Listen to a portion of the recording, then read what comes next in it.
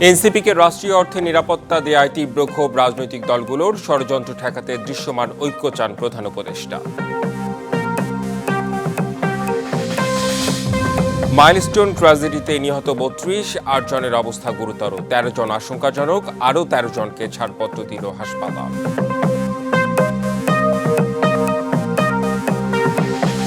রবিবার পর্যন্ত বন্ধ মাইলস্টোন, আজও গেটের সামনে শিক্ষার্থী অভিভাবকদের ভিড়, আর কেউ নিখোঁজ নেই দাবি স্কুল কর্তৃপক্ষের।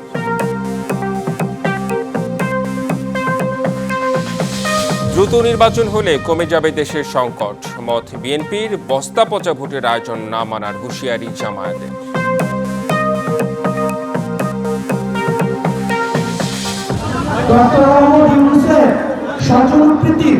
সবচেয়ে বড় এক্সাম্পল হচ্ছে স্বাস্থ্য উপদেষ্টা।